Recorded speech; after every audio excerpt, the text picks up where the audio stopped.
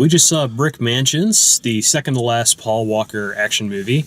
And the way the show works is we'll tell you quickly whether we like the movie or not. So if it sounds like something that's up your alley, you can go and check it out. And then we will get into spoilers and things like that after that. So if you want to go see the movie, go see it, come back, watch the rest of it. If it doesn't sound like something you're interested in, just keep on watching. I thought this was a decent action movie. I don't think I've watched the original. This is a remake of a movie called District B13. I can't remember if I watched it or if I got it confused and ended up watching District 9, which was also a really good movie. But this is...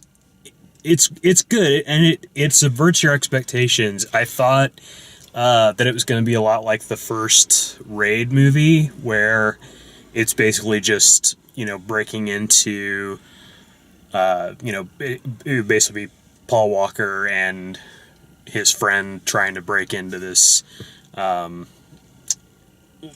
compound and, rescue whoever, accomplish whatever. But it subverts your expectations a couple of times. The story's by Luc Besson, who is famous for doing that, for coming up with action scripts that have really cool plot twists. His dialogue isn't really there in this one. It's pretty ham-fisted, like my van type dialogue. So I liked it. I mean, I think it's just slightly more, the story's slightly more interesting than your average, like, dumb action movie. The action is okay. It's not like groundbreaking or anything like that, but it's a solid action film. Yeah, I liked it okay. As far as action movies go, I don't know that I was super excited throughout most of it. Yeah. But yeah, I enjoyed a lot of the action sequences. Some of them were kind of, I don't want to say cheesy, but they got a little over top a couple of times, which isn't all bad. Yeah, the dialogue was not the greatest. But yeah, overall, I did enjoy it. It wasn't bad. It's probably just a kind of a middle of the road action flick for me. Yeah, I don't know that it's one that you should rush out and see necessarily in the theater, but it's not a bad way to spend an hour and a half. So that's kind of our basic overview of the movie. Getting into a little bit more, there is like some serious cheese factor in it. Yeah. And I think some of it's intentional. Yeah, and that's totally fine. Some of it's fine, sure. And I don't think they crossed a line where it got so much that it just became kind of campy or anything. There were some, like, obviously, like, dubbed lines during some of the fights that were just, like, silly dubbed lines, like, take that kind of things. Like, just really silly, campy action movie dialogue. I liked that. The whole, like, giant, like, Israeli guy or whatever he was that they had to fight, and the way they took him down with a cinder block to the head. Well, and you were talking about him being like an AT-AT where they just tie up his legs and and then to top it off, once they do knock him unconscious, they actually play like the tweeting birds. That was the moment where it was just like, okay, this movie is self-aware at how ridiculous it is. Yes, totally. Other than that, I mean, Paul Walker's fine in it. I don't know the other actor's name. Yeah, I don't. He seems really familiar, but I don't know what else I've seen him in. He's good. He seemed like primarily more of an action guy. Like, like I could see it like being like they didn't go out necessarily looking for an actor for that part. They needed somebody that could do all of the stunts and the parkour stuff first. Yeah, everything. Like I could see that guy being like a UFC fighter or something for all I know. Yeah, almost. I mean he was doing like Jackie Chan style maneuvers, and they even point that out. Like they have that that scene where he like in the hallway. he parkours like up this hall, like up into this rafter thing, and Paul Walker's just looking at it like, I can't do that. And then like a couple seconds later, Paul Walker like just flies out of the ceiling, like he found some other way up there and like broke down through the ceiling, and he's like, different methods, same effect. Yeah. So it was interesting to see them kind of mesh those two styles together, because they gave Paul Walker like lots of he did parkour and he did some like action, like hand-to-hand fighting kind of stuff, but I think he was more there for star power and more like the dialogue and that kind of stuff, like the storyline side of it. And I thought RZA was okay in the movie. Not bad. He had some scenes that were better than others, but most of the time it worked. He, for whatever reason, like when he tries to be super intimidating, it just doesn't, like, it just makes me smile. Like, I don't know why that he just can't really pull that off for some reason. That's why he's got hired thugs, I guess. Yeah, and well, there's this scene where like he like gathered his whole group together, and they start walking down this hallway, and the big giant guy is like right behind him. And it looks like the director just said, like, make the craziest face you can. Because they both did, like, well, not just those two, but like some of the other extras and stuff that came in. Like there were like, crazy faces. But yeah, just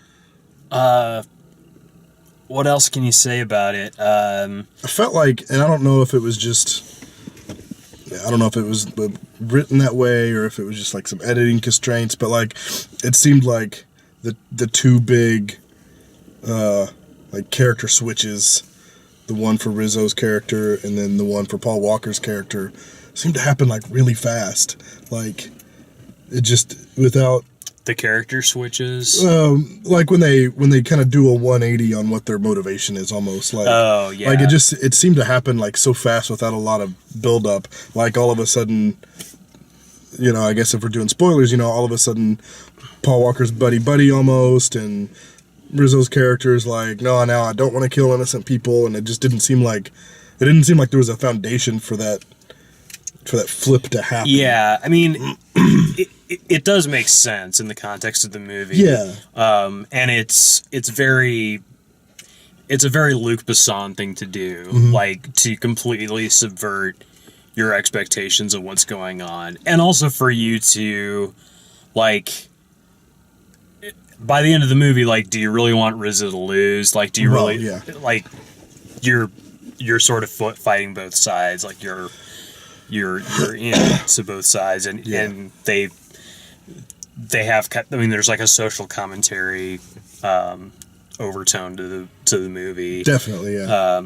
It takes place in some insane, like, demilitarized zone inside of Detroit, and the mayor is corrupt as hell.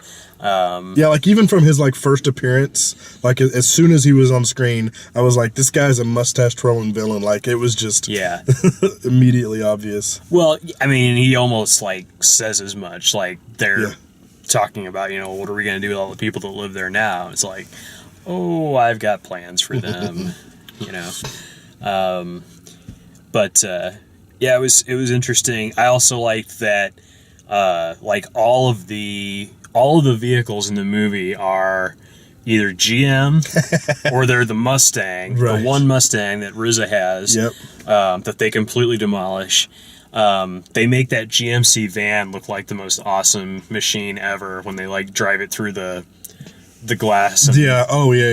And, and then everything stops working. The brakes are out. Steering wheel's out. All we can do is crash into like the tattooed face guy's car. And then the only like non-American cars, like at the very end, Paul Walker drives out in a BMW convertible. So it was, there's kind of like a love letter to Detroit in there too. It's almost like, sorry, we're talking shit about your with all the American city, cars. so we're gonna... Yeah. So that was kind of cool. The Lola character, I haven't seen her in anything before. She was fine. And her like counterpart on Riz's team was fine. They played her as sort of like surprise she can do action stuff character where you thought she was just going to get captured. Nope, she can kick ass and needs to kick ass because she's up against her counterpart on the villain side, and that character, like both of those characters, like it seemed like they had like just enough to justify them having a couple of like fight scenes or like some basic action in it, which again, I mean, it's Luc Besson, so there's going to be women kicking ass in the movie somewhere, but also like we can't just have a damsel in distress trope in this movie. We got to have a damsel in distress who also can take care of herself if she weren't freaking chained to a rocket. Sure, which is nice. So yeah, I do appreciate that. So it's cool. I enjoyed it. It's the second Luc Besson written movie I've seen this year. The other one was 3 Days to Kill, and I felt like 3 Days to Kill felt more like him from a dialogue standpoint. That one's also, the action in that's very good, but the actual like the relationships of the characters are better realized in that. This is just a straightforward start to finish. Do you have any other thoughts or anything else you think of? I think that pretty well covers it. So that's our review. We hope you enjoyed it. Check out Brick Mansions if that sounds good to you, and check out the rest of our reviews on YouTube and written reviews as well as videos at dalemaxfield.com. Thanks for watching.